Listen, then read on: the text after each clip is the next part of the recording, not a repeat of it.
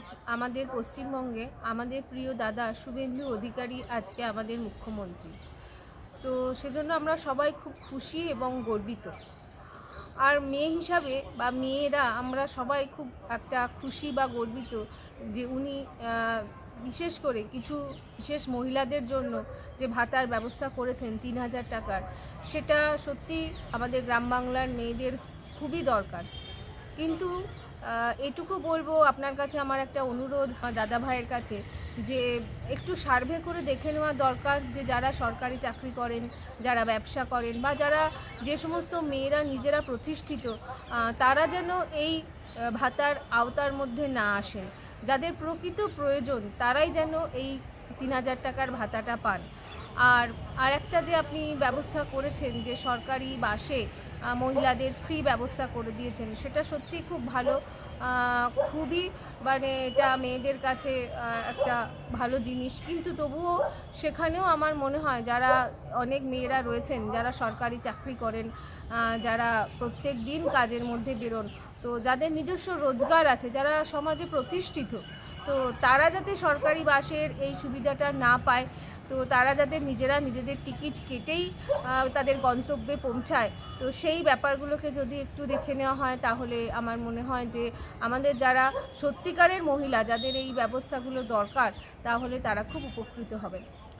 আর সত্যি এটা ভালো লাগছে যে তৃণমূল কংগ্রেস যে প্রাক্তন যে দল ছিল, যারা রাজ্য চালিয়ে এসেছে গত ১৫ বছর ধরে, তারা ১৫ বছরে যা করতে পারেনি আপনি ১৫ দিনে তা করে দেখিয়েছেন। তার জন্য অজস্র মানুষ আপনাকে আজকে দু হাত তুলে আশীর্বাদ করছে। তবে আপনার কাছে আমার একটা বিশেষ অনুরোধ রয়েছে যে এই যে তৃণমূল কংগ্রেসে যারা বরিষ্ঠ নেতা, তারা যেন আর বিজেপি দলের মধ্যে আসতে না পারে। তাই আপনি আপনার বিজেপি দলের যারা মন্ত্রিত্বে রয়েছেন তাদেরকে অবশ্যই জানাবেন যে যেন এই সমস্ত তৃণমূল নেতারা যেন আর আপনাদের দলের মধ্যে আসতে না পারে।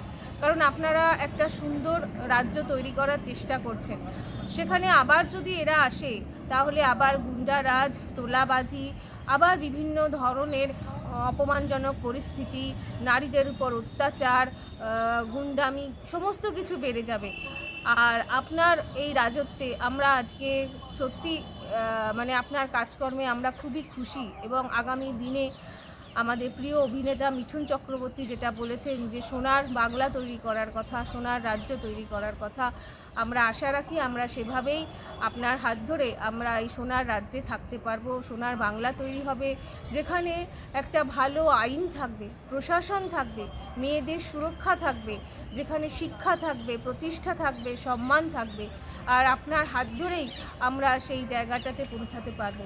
তাই আমি খুব সাধারণ একটা মেয়ে, কিন্তু আপনার এই সমস্ত কাজকর্মে আমরা খুবই আশাবাদী।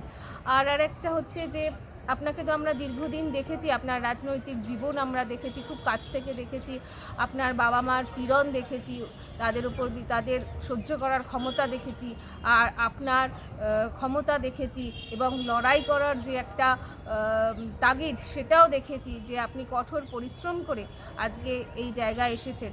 এবং আমাদের আপামর পশ্চিমবঙ্গবাসীর এটাই একটা অভিলাষ যে এবং আশা যে আপনার হাত ধরেই আজকে আমরা একটা ভালো জায়গায় পৌঁছাতে পারবো। যেভাবে আমাদের ভারতবর্ষের অন্যান্য রাজ্যগুলো এগিয়ে গেছে, সেভাবে আজকে আমাদের রাজ্য সেইভাবে এগিয়ে যাবে।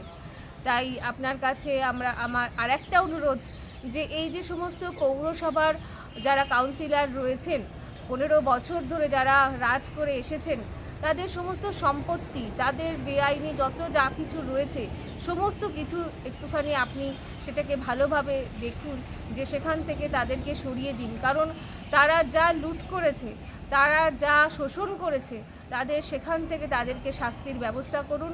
এটাই আপনার কাছে আমার বিনীত আর্জি, যে এই সমস্ত কাউন্সিলরদের আপনি সমূলে নির্মূল করুন এবং তাদের উপযুক্ত শাস্তির ব্যবস্থা করুন।